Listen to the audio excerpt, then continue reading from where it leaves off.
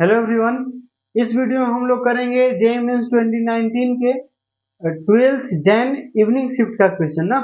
और ये जो क्वेश्चन है वो जैन अटेम्प्ट का मतलब जनवरी अटेम्प्ट का लास्ट क्वेश्चन है। ठीक है, इसके बाद हम लोग मूव ऑन करेंगे अप्रैल अटेम्प्ट के जो भी क्वेश्चन पूछा है इस चैप्टर से 2019 में वो सारे क्वेश्चन करेंगे। ठीक है, तो ये जनवरी अटेम्प्ट का ये लास्ट क्वेश्चन है। ठीक है, तो आई होप आप लोगों ने क्वेश्चन पढ़ लिया होगा।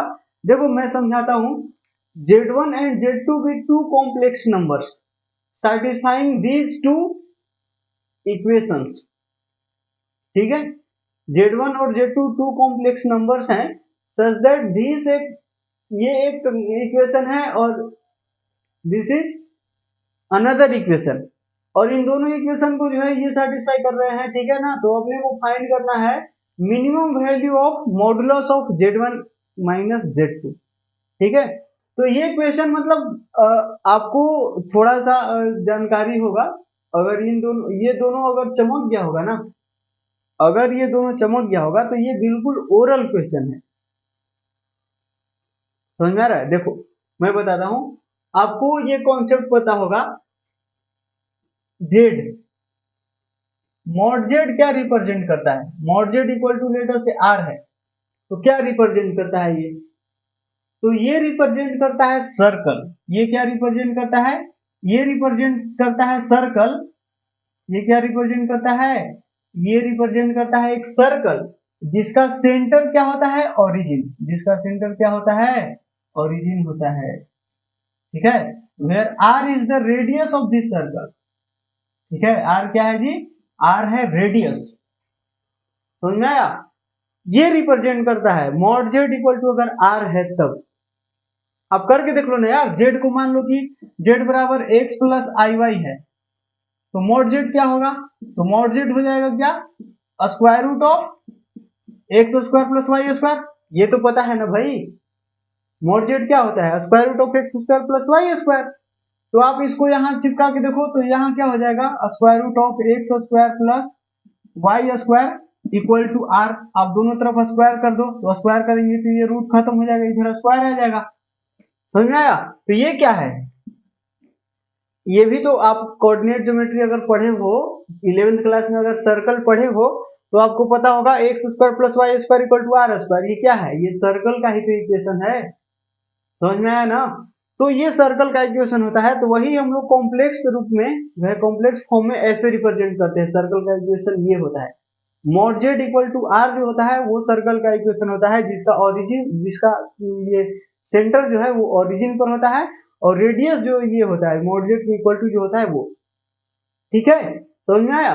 जैसे इसके अंदर जनरल फॉर्म क्या होता है? एक्स माइनस ए का whole square plus y minus b का होल स्क्वायर, ठीक है, इक्वल टू आर स्क्वायर। ये होता है ना। ये कौन सा सर्कल का इक्वेशन होता है? जिसका सेंटर ए कोमा बी पर चला जाता है, उस सर्कल का इक्वेशन होता है जिसका सेंटर ए कोमा बी पर होता है। ये तो अभी 0,0 है, तो अब अगर आप x माइनस या x माइनस बी यहाँ कर देते हो तो उस सर्कल का इक्वेशन ये बन जाता है जिसका सेंटर ए कोमा बी पर हो। समझ में आया ना? तो ये होता है, आपको पता है ना। तो इसके लिए मतलब ऐसा होता है जनरल इक्वेशन क्या, तो हाँ यहाँ भी होता है, तो मैं उसको बताता हूँ।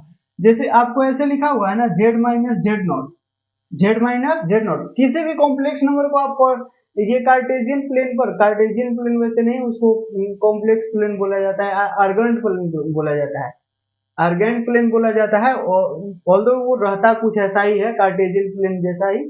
ठीक है ना, तो वो कंफ्यूज नहीं होना है। ठीक है, बात एक ही रहता है, मतलब ऐसा मान के चलो कि एक ही बात है। समझ में आया ना? देखो, तो ये ऐसे लिखा हुआ है ना कि mod of Z minus Z not equal to R. ठीक है, इसका मतलब होता है कि एक सर्कल है जिसका रेडियस तो आर है, लेकिन सेंटर जो है ना वो जेड नॉट है। और जेड नॉट कोई कॉम्प्लेक्स नंबर होगा यार। जेड नॉट को क्या होगा? कोई कॉम्प्लेक्स नंबर। जैसे ये क्या लिखा हुआ है? ये लिखा है जेड माइनस जेड नॉट की जगह 0 प्लस 0 आयोटा लिखा हुआ है। बताओ ये समझ में आ रहा है कि नहीं? Equal to R. ये क्या लिखा हुआ है? मैंने ऐसे लिख दिया, जेड माइनस 0 प्लस 0 आयोटा मतलब 0। Z minus 0 is nothing but Z ही रहेगा ना। तो ये देखो, तो ये क्या है? ये है जेड नॉट। जेड नॉट क्या है? जेड नॉट है 0 प्लस 0 आयोटा, मतलब क्या, जेड नॉट को अगर हम कार्टेशियन फॉर्म में लिखना चाहें तो दिस इज नथिंग बट 0,0, ठीक है। तो 0,0 इसका सेंटर हो गया, ठीक है। जैसे मैं बोलता हूं कि mod of Z minus Z minus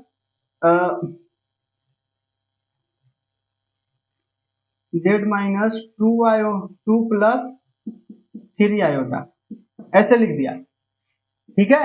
ऐसे ही इतना इक्वल टू 3 है, इसका मतलब क्या, वैसे सर्कल का ये मतलब इक्वेशन है जिसका रेडियस तो 3 है, लेकिन सेंटर क्या होगा, तो 2,3। ध्यान रहे ये माइनस कॉमन होना चाहिए, ये 2,3 है, इसका सेंटर क्या है 2,3। ये समझ में आया। अच्छा मान लो कि ऐसा रहता, तब यहाँ पर -2 प्लस 3 आयोटा ऐसा रहता, तब तो उस केस में आप माइनस कॉमन करोगे, इसको स्टैंडर्ड फॉर्म में करो सबसे पहले। तो इसको क्या करो, mod of Z minus common लो, तो ये 2 प्लस हो गया और ये -3 आयोटा हो जाएगा ना, इक्वल टू 3। तो उस केस में इसका सेंटर अब कहाँ चला गया, 2,-3 पर, 2,-3 पे सेंटर चला गया। रेडियस अभी भी उतना ही है। बात समझ में आई क्या? अच्छा मान लो कि यहाँ पर सिर्फ 2 लिखा हुआ है, इसका मतलब क्या, इसका मतलब ये हुआ कि 2 प्लस 0 आयोटा, सिंपल। समझ में आया? 2 को क्या लिख सकते, 2 प्लस 0 आयोटा, मतलब इसका जो सेंटर चला गया दैट इज 2,0। बात समझ में आई क्या? तो ये जो है ये दोनों क्या है, सर्कल है। इसका सेंटर कहाँ है, तो 0,0 इसका सर्कल है, रेडियस 9 है, क्यों? और ये एक दूसरा सर्कल है जिसका इसमें से देखो माइनस कॉमन लो तो 3 प्लस 4 आयोटा, मतलब इसका सेंटर जो है वो 3,4 है और रेडियस 4 है। बताओ समझ में आया? अपने को क्या निकालना है, Z2 माइनस Z1, मतलब इस सर्कल में से इस सर्कल को माइनस करो, मतलब और उसका मोड मतलब वही मिनिमम वैल्यू निकालना है। देखो क्या बताता हूं मैं। तो ये सब जो सर्कल की बातें हैं आपको पता होना चाहिए। मैंने बता दिए, अगर किसी को नहीं पता होगा तो जान लो, सीख लो, ठीक ना। तो अच्छा ये सर्कल तो छोटा है क्योंकि इसका रेडियस 4 है और इसका रेडियस 9 है, तो ये बड़ा वाला सर्कल है ना।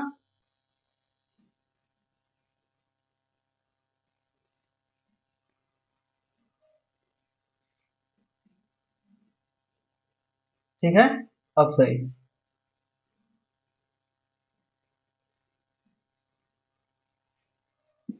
ये 0,0 है और ये जो है ये मैंने 9 रख लिया, ठीक ना। ये जो लेंथ है पूरा यहाँ तक का दैट इज 9 यूनिट, ठीक है। तो ये मैंने इसका जो है बना लिया ग्राफ। ये क्या है, ये Z1 है, ठीक है ना। अच्छा अब इसको बनाओ, ये क्या है, Z2 जो है ना उसका सेंटर कहाँ है, 3,4, ठीक है। इसको स्टैंडर्ड फॉर्म में बदलो, तो Z2 minus 3 plus 4 iota equal to 4। इसका जो सेंटर है दैट इज 3,4 एंड रेडियस जो है वो 4 है, ठीक है ना। बताओ तो सेंटर 3,4 कहाँ मिलेगा, यहाँ पर 9,0 है ना, क्योंकि इसका रेडियस जो है वो 9 है, तो ये 9,0 हो जाएगा ना, क्योंकि एक्स एक्सिस पर है। और ये क्या है 3,4, मतलब एक्स में 3, तो 3 ये पूरा 9 है, तो 3 कहीं इधर ले लेते हैं, 3 6 9, ठीक है। तो 3 यहाँ पर ले लेते हैं, यहाँ पर जो है 3 हो गया, इधर कहीं 6 होगा और इधर कहीं 9 हो जाएगा। और y में 4 चलना है, तो बस थोड़ा सा इससे जो है इससे थोड़ा सा बड़ा लेना होगा, तो यहाँ मान लेते हैं,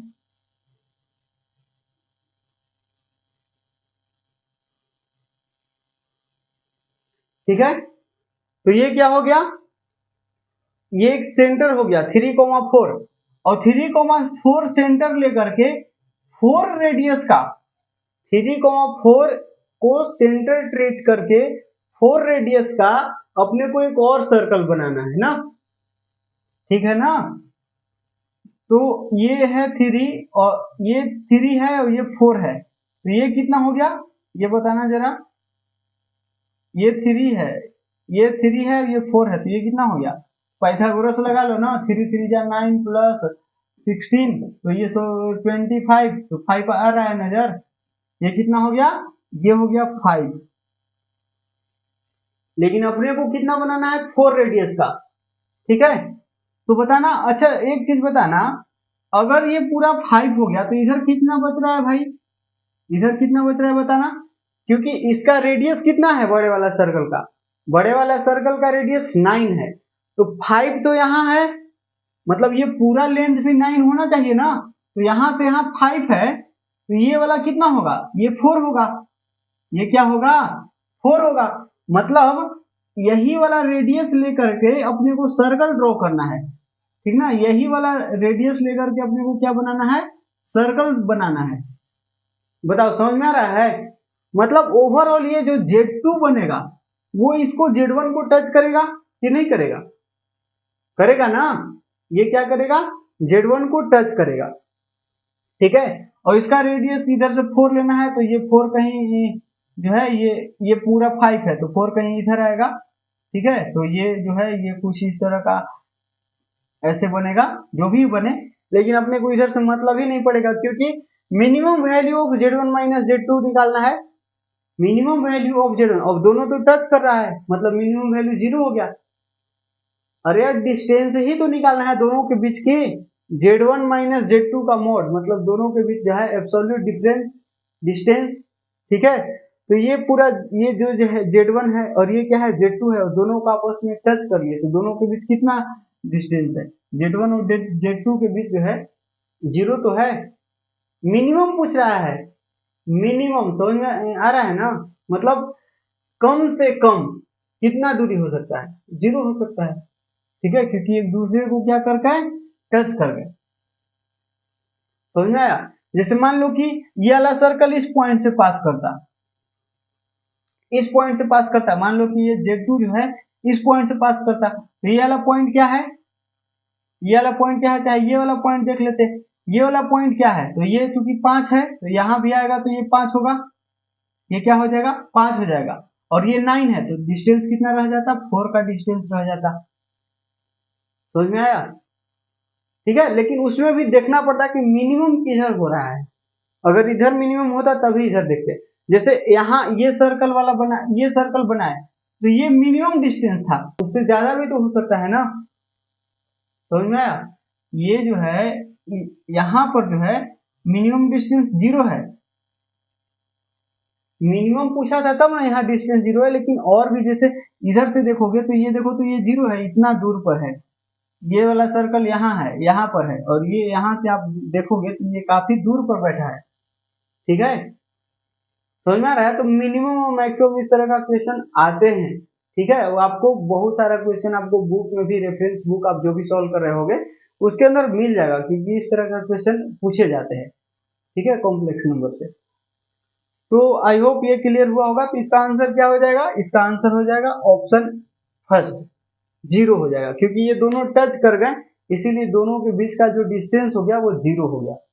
मिनिमम डिस्टेंस जो कि पूछा था, मतलब कम से कम कितना डिस्टेंस हो जाता है, हो सकता है, तो हम देखेंगे कि कहां पर ये ज्यादा नजदीक है Z1 के, Z2 जो है किस पॉइंट पर है, जो है मतलब किस तरफ ज्यादा नजदीक है, तो हमने तो देखा कि एक पॉइंट ऐसा है जहां पर एक दूसरे को टच कर रहे हैं, मतलब डिस्टेंस 0, मिनिमम डिस्टेंस क्या हो गया 0 हो गया, सिंपल, ठीक है। तो ये काफी चिंदी क्वेश्चन था, आप इसको ओरली भी कर सकते थे, थोड़ा सा मतलब इस तरह से आप फिगर बना के, ये देखते से तो चमक ही रहा था कि ये क्या है सर्कल है, ये दोनों सर्कल है, इसका रेडियस 9 है, इसका रेडियस 9 है, तो मान लो कि ये मैंने सर्कल बनाया 9 रेडियस का, इसका रेडियस मतलब ये 9 है, फिर एक सर्कल बनाया 3,4 का, ये मान लो 3 है, ये मान लो 4 है, ये 5 हो जाएगा, और ये 5 हो गया तो इधर 4 बनाना होगा, और इसका भी रेडियस क्योंकि 4 है, तो यहाँ से हम करेंगे तो ये जो है इसको टच कर ही देगा, क्योंकि 4 रेडियस लेना है ना, इधर चाहे कहीं भी जाए, इधर हम अपने को मतलब नहीं है, यहाँ तो टच कर ही गया, मतलब मिनिमम डिस्टेंस निकालना है, तो यहाँ जब टच कर ही गया तो डिस्टेंस तो 0 हो गया ना यार,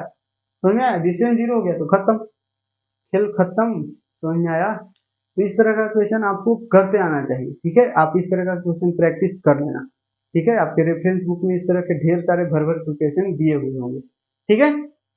तो वीडियो कैसा लगा कमेंट करके जरूर बताना, बाकी मिलते हैं नेक्स्ट वीडियो में नेक्स्ट वीडियो के साथ, तब तक के लिए बाय बाय, टेक केयर।